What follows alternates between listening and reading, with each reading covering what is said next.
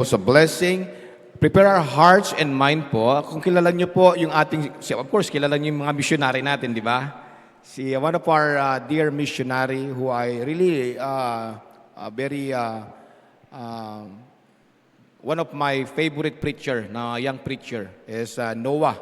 And that's why we support him. Very good preacher, very respectful young man. So naku-curious ako Kaya sabi kong ganun, may kasabihan, hindi daw malayo na malaglag yung prutas sa puno. Sa English, paano ba yung English nun? The apple doesn't fall far from the tree. So naku-curious ako, sino kaya yung papa nito? So I've been, and so happened one time, si Brent Gelos, who is a friend of mine also, nagpunta rito at ay nagdala a pastor from Bulacan. Later na-connect ko, tatay pala ito ni missionary Noah Mendoza. Small world. And then from then on, nagkakilala kami. Tapos nakita kami doon sa ibang mga event sa Manila. And then we plan, sabi ko, gusto ko makilala ng aming ng church kung sino yung father na aming sinusuportahan na si missionary Noah Mendoza. And then we talk about schedule, and then we come up with the last Sunday of April. This pastor is right now pastoring a mission church in Malolos, Bulacan, Bethany Baptist Mission, and it will be organized this coming January, I believe, next year. But prior to that, nagpastor na rin po siya sa South, sa Laguna, I believe, and he also pastored a church overseas in Italy. And for some reason, yung ating pong simbahan may magnet sa mga magagandang lalaking preacher. Amen? Tama ba? Wala pa yung amen No? But I am proud and blessed to be counted one of his friends. And I give you today Pastor FM Ram Mendoza. Pastor?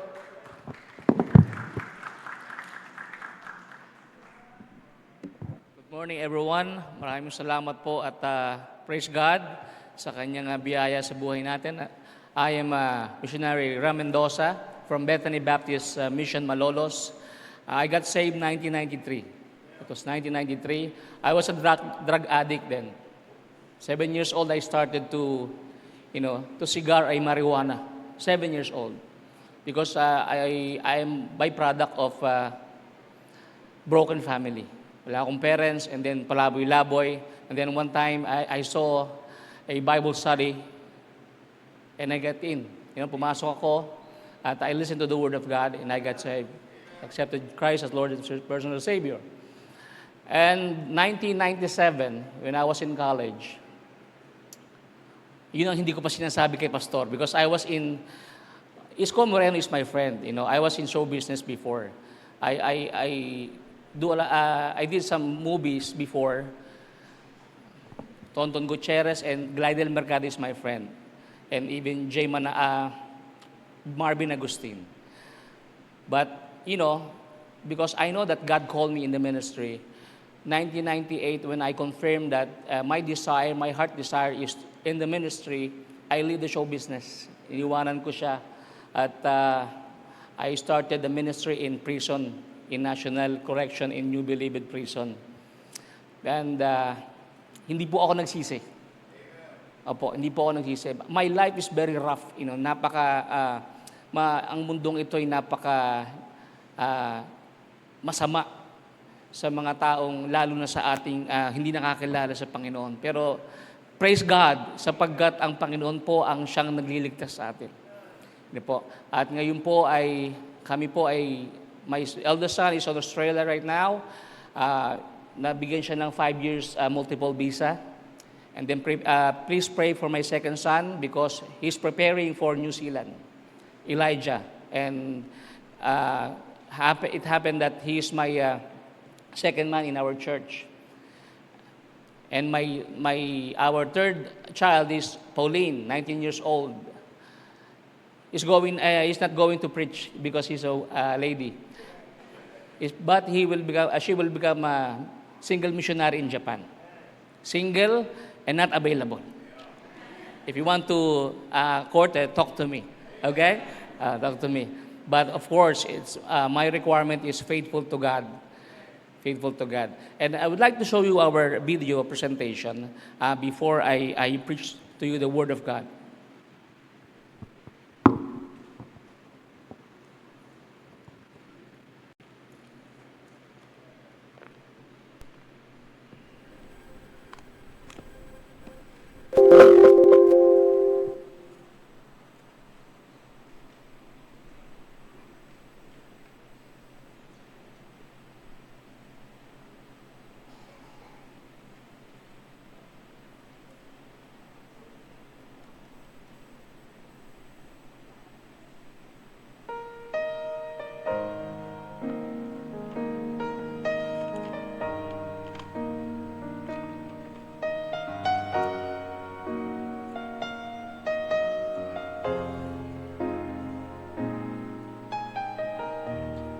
Some follow after fortune and fame, so when they're gone the world will remember their names. But I am learning that what matters most can't be held in my hands, and that riches aren't the measure of the worth of a man. It's found in me,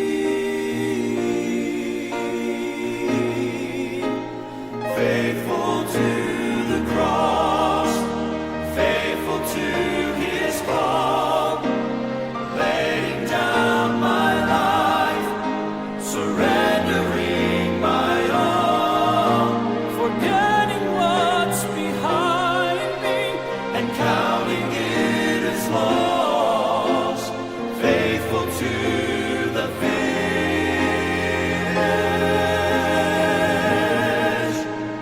faithful to the cross.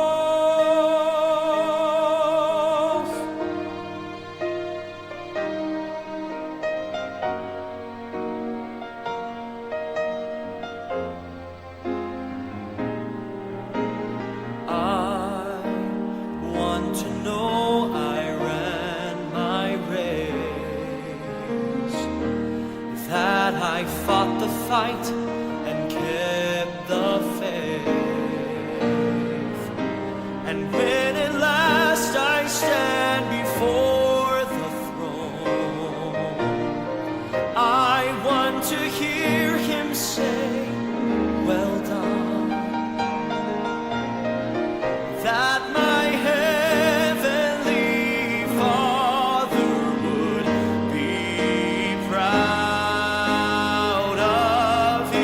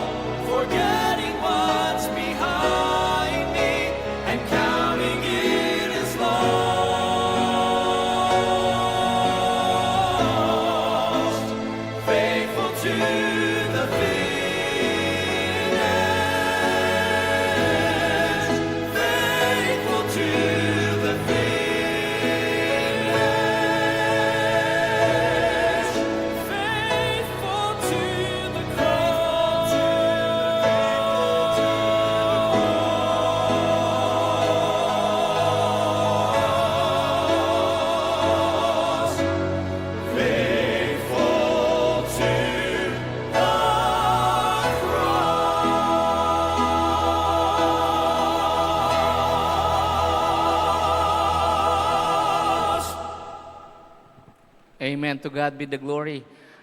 Please pray for us. This coming January, we'll be organized as a church, as a local church. Sinimulan po namin ang gawain ng I started the ministry with a tent maker. I worked in Makati for 2 years while starting the ministry. And then in 2022, our senior pastor, advised me to, make a full time. That's the reason why late na yung aking deputation. Late na. But by the grace of God, from island, that's island. Makita nyo yung dagat, overlooking yung yung bataan na yung kabilang side na yon. Nagsimula lahat po ng members ay they ride the boat para pumunta sa mainland. So nagtitiis sila sa init at para lang makapanambahan. Praise the Lord for that. And most of our members ay mga vendor ng isda, mga vendor sa palengke. At by the grace of God, I teach them the inculcation of God's blessing in their heart. At sila po ay natutong magbigay sa Panginoon.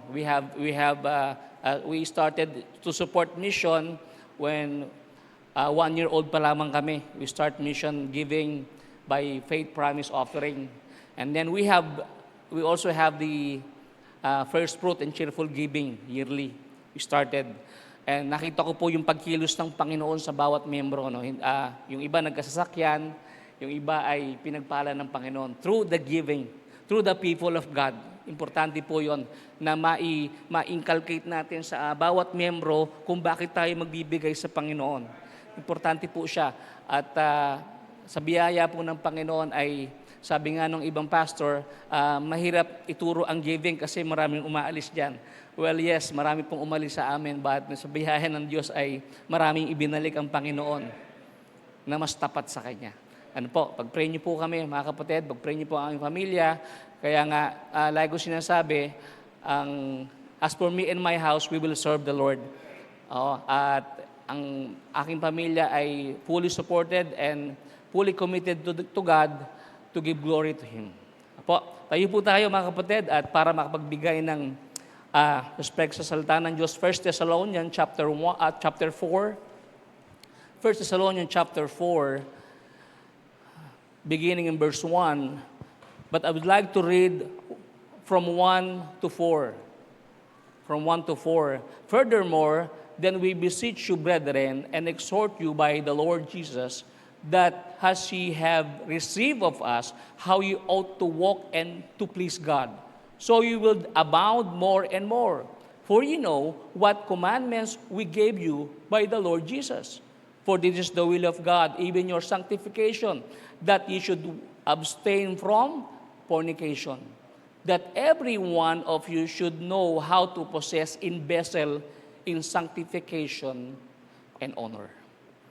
Heavenly Father, salamat po, Panginoon. At patuloy gamitin niyo po ako na dayuluyan lamang ng inyong pagpapala. May I ask the Holy Spirit, Panginoon, to work. At dalayan ko po na kayo po mangusap sa inyong mga anak. Pinupuri po namin kayo at pinapasalamatan in Jesus' mighty name. Amen and amen. You may be seated. Thank you po.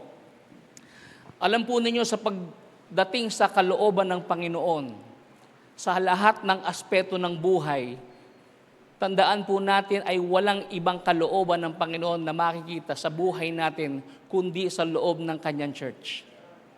1 Timothy chapter 3 verse 15, but I tarry long that thou mayest know how to oughtest to behave in the house of God, the pillar and ground of truth, not just a churchgoers, but a life of influence.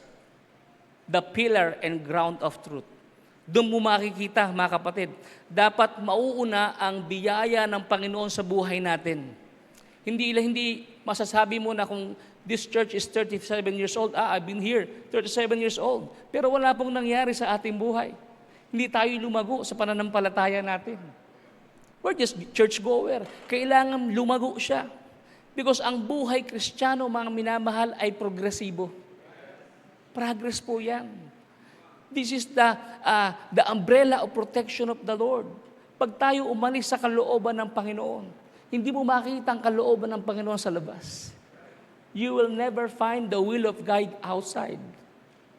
Kaya young people, remember this. We must prepare. This is a training ground. Napakapalad po ninyo sapagkat merong church na klaseng ganito na tinutulungan tayo. Ginagabayan kayo sa mga bagay. Mahirap nasa labas ng kalooban ng Panginoon. Mahirap sa labas. There is no protection outside of the church of God without the pillar and ground of truth. And that is foundational, mga minamahal kong kapatid. Really foundational. Sabi ko nga, pag ikaw ay lumago sa Panginoon, you will experience yung tinatawag na spiritual self-esteem. The capacity of your happiness. Bakit ka masaya? Bakit ka naglilingkod sa Panginoon? Saan ka kumukuha ng kaligayahan sa buhay mo? You know why? Because pag ang tunay na ligtas, lahat-lahat ay nasa Panginoon. Kinukuha niya sa Diyos. Hindi sa labas. Huwag po tayong mangarap ng mga bagay na out of the will of God. No. Kailangan laging kasama. Kaya nga ang title ng ating message, to walk and to please God. Hindi bibilib ang Panginoon sa iyo kahit pa yumaman ka. Pero hindi naman kalooban ng Diyos sa iyo. Hindi bibilib ang Panginoon sa atin, hindi maluluwalhati ang Panginoon sa atin, mga kapatid. Kung puro material things lamang ang ating mga pinaghahandaan. Hindi po. Napakapalad po natin. May ganito tayong klaseng bahay-sambahan. So all we have to do is God entrust us this kind of building. Why? Because we are the building of God. We build the foundation. At ang gagawin po natin ay maghanda. Young people, we need to prepare.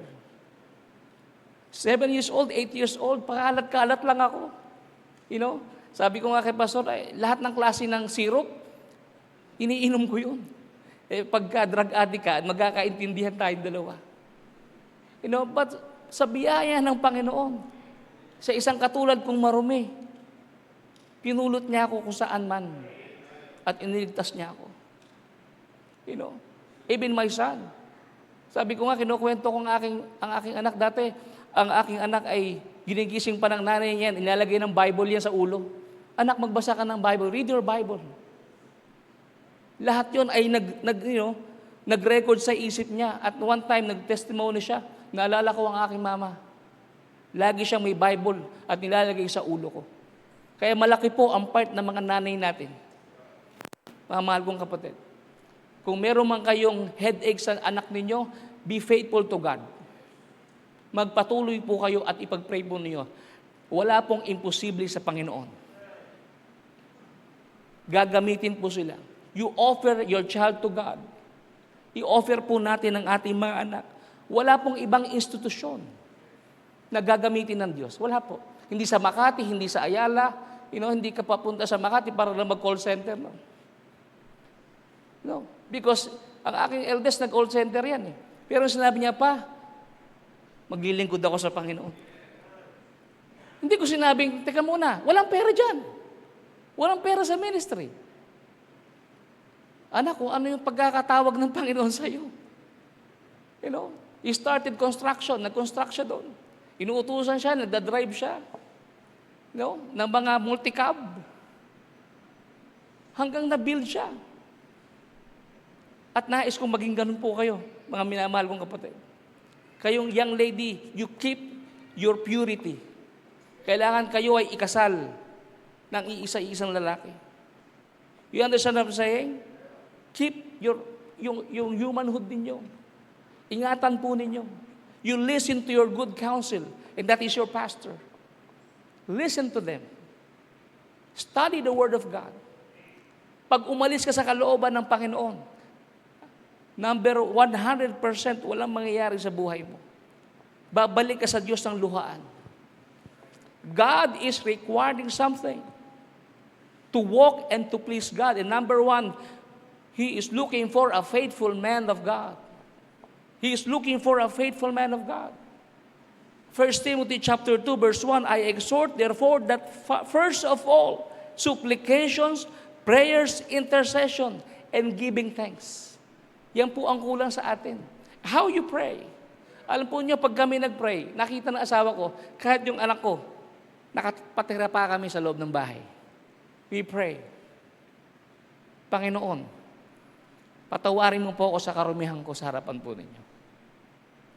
Remember, ang sabi ni David, God spoken once, twice have I heard this, Psalm 62 verse 11 to 12, that the power belongeth unto God, even unto Him belongeth mercy. Belongeth mercy. Naka-inculcate, naka-ano po siya, sa kapangyarihan ng Panginoon, kasama ang awa ng Diyos sa buhay natin. So yun po yung nakita namin. Sabi ng asawa ko, pambira yung anak natin, ngayon nasa Australia na. Ang tawag ko lang dyan ay Noah Palaboy. Kasi noon kasi pag inutusan ng nanay niyan, bili ka ng suka, bukas na inuuwi. Ang dala niya mantika. Minsan tumatakas pa yan sa mga grills ng bahay, dun sa mga kamag-anak namin. You know? But sa biyaya ng Diyos, natuto magpasakop sa Panginoon. Matuto tayo magpasakop sa Panginoon, mga kapatid. Matuto po tayo magpasakop sa Panginoon. God invite us to pray. He exhort us to pray. Yan po ang kulang sa mga mananampalataya. Walang panalangin. Walang lalim ng panalangin. Mananalangin lang pagkakain. Breakfast, lunch, dinner, and midnight snack. Hindi po. Yung lalim ng panalangin, panalangin po ninyo ang inyong mga anak. Panginoon, ano po ang kalooban niyo sa aking anak? Panalangin niyo po ang inyong sarili. Panginoon, ako po'y engineer, ako po'y doktor. Paano niyo po ako gagamitin? Alam niyo mo paano ko gagamitin? Magpasakop ka sa leadership ng inyong pastor. Lahat po tayo may calling. That is the reason why God save us. Kasi kung wala ng plano ng Panginoon sa atin, sana nasa langit na tayo. No? May plano po ang Panginoon sa bawat isa sa atin. Kahit professional ka, hindi nangangahulugan na hindi ka pastor, ay wala ng calling ang Panginoon sa'yo. Meron po. Sa mga office mate mo, sa mga colleagues mo, you share the word of God to them. You share. You tell the salvation of Jesus Christ. Sabihin niyo po sa kanila. Doon po tayo magagamit ng Panginoon at doon po tayo mapiplease ng Panginoon. You tell to your son. Tandaan po niyo, the real message ng buhay natin ay makikita, number 1 ng ating mga anak. Tatanungin ko lang ang iyong anak, ano ang relasyon ng tatay at nanay mo sa loob ng bahay? Tatanungin ko lang yung bata. Ano po sila? Nagbatuhan po sila ng kaldero? That is the message. We're sending the message. Pero pag ang isang mag-asawa ay laging nagmamahalan yan, may pag-aaway, may patampuhan, pero nagbabati agad. That is their standard. Yung tatay at nanay ko talagang mahal nila isa't isa. Amen? Mahal nila ang isa't isa. The foundation of our faith. And this is the cornerstone of our church. Ito po ang pundasyon. At this is the church of the Lord Jesus Christ. Sabi ni Apostle Paul, according to the grace of God which is given unto me, as a wise master builder. Be a builder, not a destroyer. You build life. I-build po natin ang buhay, mga kapatid. We build, sabi, according to the grace of God which is given unto me as a wise master builder, I have laid the foundation, and another buildeth thereon. But take heed how he buildeth thereupon. For other foundation can no man lay that is laid, which is Jesus Christ. We are co-laborers, mga minamahal kong kapatid. We are co-laborers. God is looking for a faithful man. Letter B is strong. Letter A is stronger in prayer and fasting.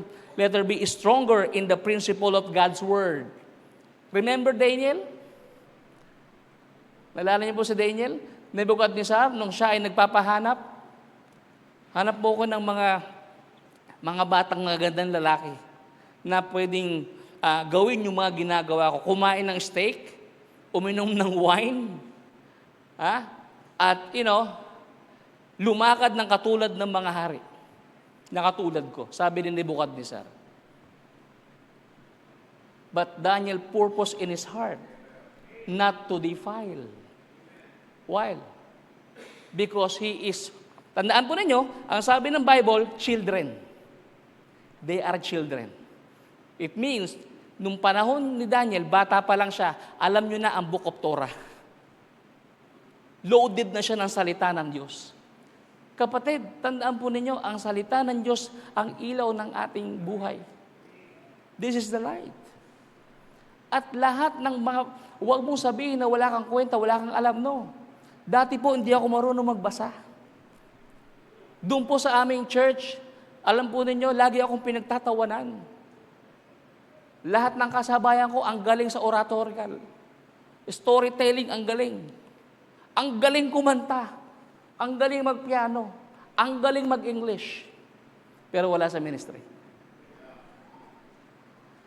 Sabi nung isang pastor sa Cavite, hindi ko talaga akalain na ikaw ang gagamitin ng Panginoon. Sa batch ninyong 6 kayo, ikaw natira one man standing. Sabi ko, hindi ko po alam nagpasakop lamang po ako You know, you make yourself available to your pastor.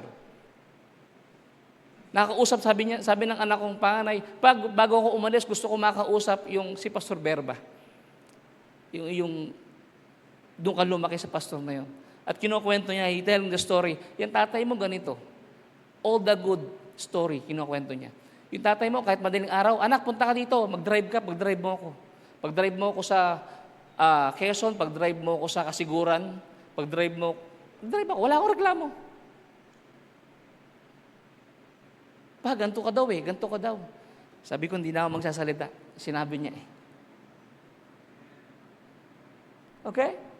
Sinabi niya Only by the grace of God. I remember, noong time na yun, worker pa lang ako. Ang dala ko lang ay 12 pesos from Muntinlupa. Uwi ako going to Laguna, Laguna. Isang namamalimos, sabi niya, palimos po.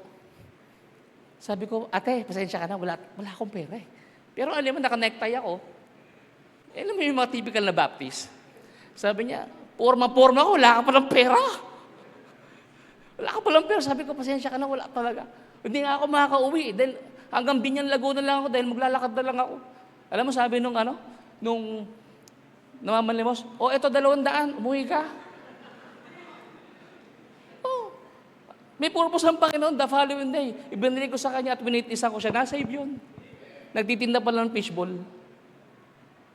You see?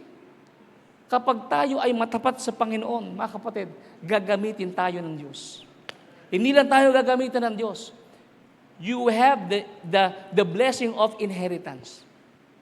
Gagamitin ng mga anak mo ng Panginoon. Gagamitin sila mightily. God will use them. Mahabag ang Diyos sa atin. During the time of Daniel, remember, he knew the Word of God. Tayuan natin ang salita ng Diyos. Amen? Tumayo tayo sa salita ng Diyos. Kapag tayo po ay may matibay sa salita ng Diyos, yan ang madadala natin. Kahit nasa trabaho ka, hindi ka kaya linlangin ng mga kasama mo sa trabaho. Kahit nandoon ka, kahit nasaan ka man, hindi ka kayang guyuin, hindi ka kayang bulahin. Huwag kayo, young ladies, huwag kayo magpapaligaw sa mga unbeliever. Nakita mo lang, kamukha ni ganito. Kinilig-kilig ka na. Huwag. Dapat Kristiyano. Amen? Kristiyano. May pananaw sa buhay. May prinsipyo ng salita ng Diyos. Tandaan po ninyo, nasa huli ang pagsisisi. Pag-asawa mo na yan, paano pa isusoli? Hindi na. Ingatan po ninyo ang inyong sarili. And young men, ganun din po tayo.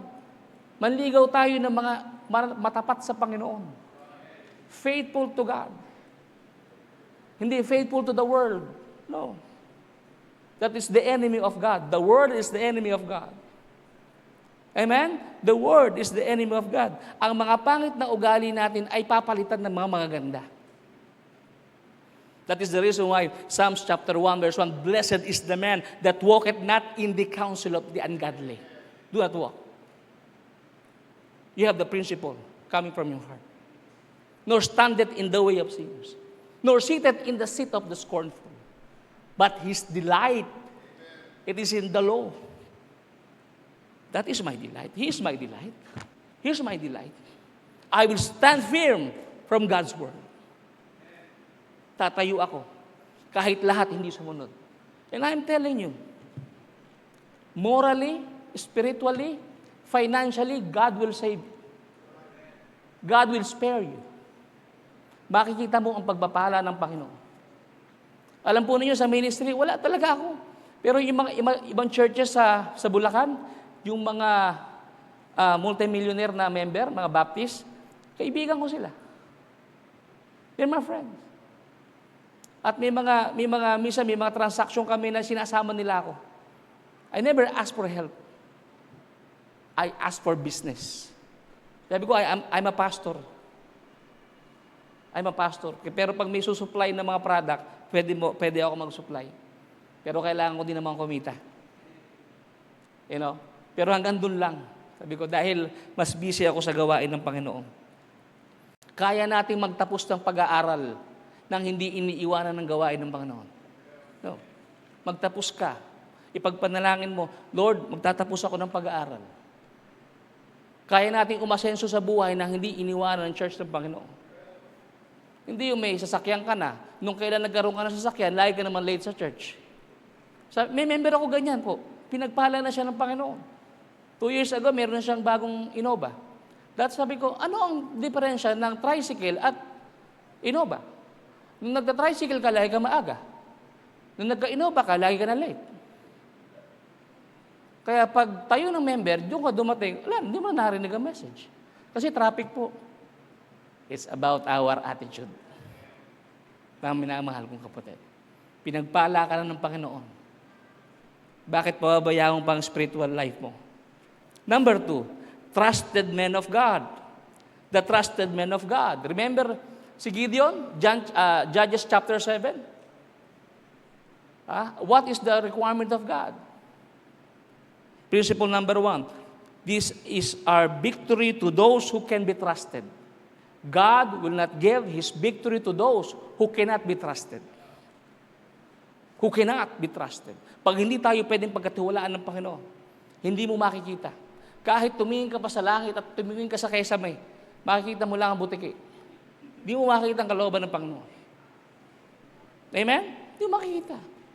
Dito makikita ang kalooban ng Diyos. God will not give His victory to those who cannot be trusted. To those who are not, untrustworthy. God will give His victory to those who can be trusted and willing to obey the Lord. Diba? Hindi pwedeng sabihin ni Gideon na, I'm the Lord. General ako ng military, Panginoon eh. Alam ko gagawin ko. Pero sabi ng Panginoon, by 300, sisave kita. By 300 men, sisave kita. Alam po ninyo, pag tayo pinagpalat, nakalimot tayo, para tayo mga Israelita.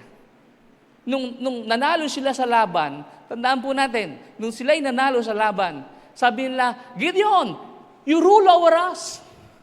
Rule over us. Pero alam niyo sabi ni Gideon, hindi ako at hindi ang mga anak ko. God will rule over you. God will give His victory to those who are humble. Humble yourself before the mighty hand of God. Magpakumbaba tayo. Pagpalain ka ng Diyos, bigyan ka ng magandang project ng Panginoon, huwag mong kalilimutan the ministry of the Lord. Be a part. Laging ganun. Pastor, ano po ang project? Pastor, may blessing po ako. Huwag mo itago yun. Panginoon, Pastor, meron pong ganito.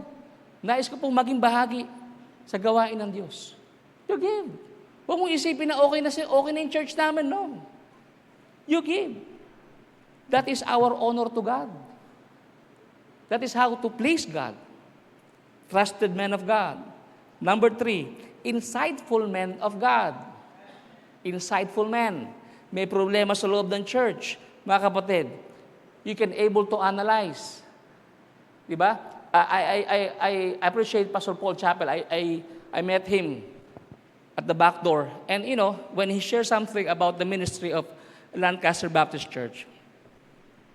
Ano mo, bawat member po ay merong ministry sa field. Pag meron dapat i-follow up, Yung lesson na binigay niya, dapat i-follow up, ifa-follow up. Hindi na kailangan si pastor. May mga men na naka-assign. Pag young people, young people. Pag young ladies, young ladies. Pag parents, parents. Pag professional, professional. Even though nasa desert sila, malaki attendance sila. Why? Because lahat ay gumagawa. Lahat ay may pagkilos para sa kaluwalhatian ng Panginoon. Amen? Professional, father and mother, remember, be faithful to God. Be faithful to God. A calling for holiness. Psalms chapter 127 verse 1, except the Lord build the house, they labor in vain that build it. Except the Lord keep the city, the watchmen wake it but in vain. We need to live a joyful life together with our wife. Ganun po ba tayo? Nag-I love you pa po ba kayo sa isa't isa? O pagbaba sa jeep, nagsisipaan na kayo, mauna ka na, bilisan mo, ang bagal mo eh. Kaya kong pakita sa inyo, yung mga anak namin, pag nagsalita yan, Pa, I love you. Kayong mga anak, sinasabihan nyo bang I love you ang tatay nyo? Ang nanay nyo, sinasabihan nyo I love you? O nakokornihan kayo, Sa amin ganon, I love you, I love you. I love you, Mama, I love you, Papa. To build the foundation. And I am telling you, you will live a life fuller. Abound and abound. Napakasarap sa puso na ang mga anak natin naglilingkod sa Panginoon. I love you, Ma. O hindi, baka lumilipad lang ang kaldero sa loob ng bahay natin. No. My son, give me thine heart. Proverbs 23 verse 26. And let thine eyes observe my ways. We need to get the heart of our children. Alam niyo ba, si missionary Noah, ang pangarap niya na maging UFC fighter. Yun ang gusto niya. Ewan ko nag-testimony siya noon. Sabi ko, mag-boxing ka na lang, pero para sosyal. Boxing na lang. Hanggang sa alam po, siyempre, push up siya ng push up. Pero at the back of my mind, Panginoon, sana po mabago ang pananaw ng aking anak. At nangyari po yun, mga kapatid. Nangyari po yun. We need to get the heart of our children. Remember Titus. Remember Titus. He can handle well because he is insightful man. Pag may problema sa church, there is no issue. Natapos kagad. Titus can able to make a good report. Pastor, ito po ang nangyari. Okay na po. Nagkasundo na po ang magkakapatid. We work together, mga minamahal kong kapatid. We kill the issue. And we serve God together for His glory. Amen? For His glory. And number 4. Lastly, Matthew chapter 5 verse 9. Blessed are the peacemakers, for they shall be called the children of God. We need peaceful men of God. We need peaceful men of God. I remember the law of physics. The law of physics, malapit kayo sa dagat dito. Paghampas ng alon sa dalampasigan, saan pupunta ang alon? Saan pupunta yung tubig? Babalik sa dagat. That is the law of physics. Give, and it shall be given unto you. Remember, when you give hatred, when you give envy, what will happen to you?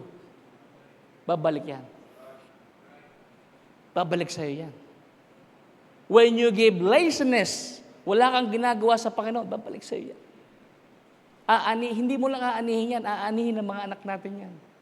But when you give love, when you give care, when you give your compassion to the Lord, it will return to you. That is the law of physics. Give, and it shall be given unto you. It shall be given unto you. They have peace. They are at peace with God. Napakasarap na may kapayapaan sa puso. Amen? Napakasarap po. We are the ambassadors of Jesus Christ. Napakasarap na you share the gospel. Tithes, yung ano lamang, yung iyong tracts lang, magbigay ka lang. You give. Napakasarap mga kapatid. Na merong naliligtas dahil ginamit ka ng Panginoon. Ha? Tayo'y nagagamit ng luwalhati ng Panginoon. Tell your testimony kung paano ka niligtas ng Diyos. Ano ka dati? Ano ang buhay mo dati? Paano ka binago ng Panginoon?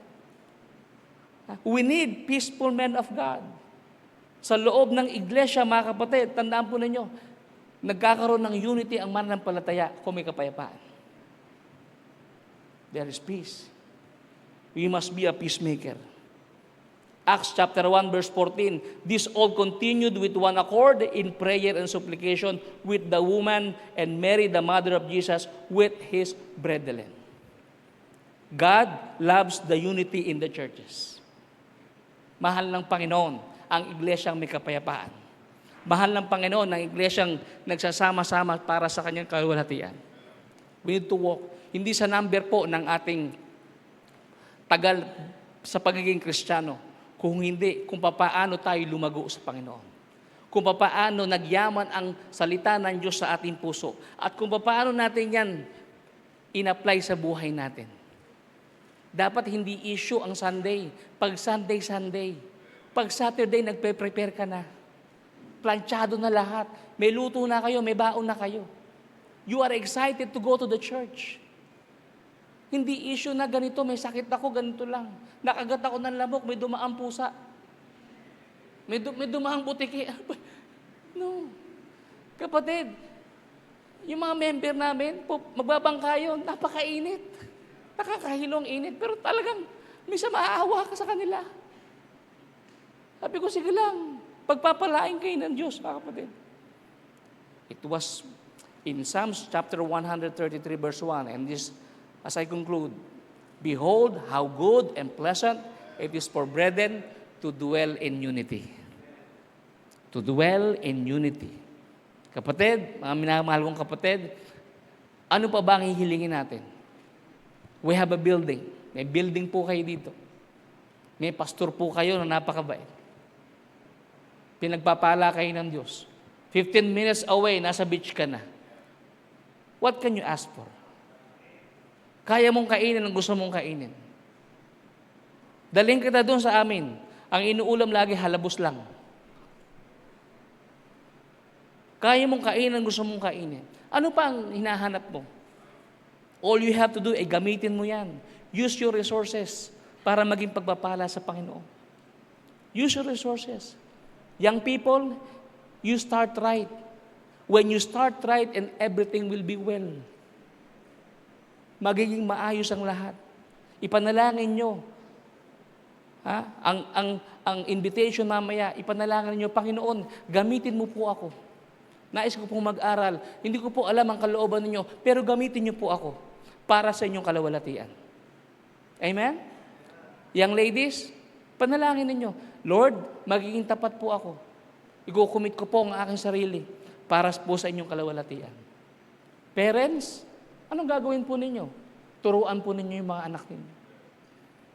Panginoon, tulungan niyo po ako. At ako po ay nagkakaroon ng covenant sa inyo na magiging faithful ako sa inyo. Magiging bahagi ako ng iglesyang ito. Magiging pagpapala ko sa church na ito para sa inyong kalawalatian. When you walk with God, God is pleased to our life. Napiplease ang Panginoon. At kapag naplease ang Panginoon, the blessing will come. Minsan, alam po ninyo, tanungin nyo ang asawa ko. Hindi namin alam kung saan minsan, kahit anak ko, kung paano nangyari ang lahat ng bagay. Pero isa lamang ang natatandaan ko, God is faithful. God is faithful. Ano man ang hilingin natin sa Kanya, lahat ng pangako niya, tutuparin niya sa atin. Why? Because God is a loving God. Mahal tayo ng Panginoon.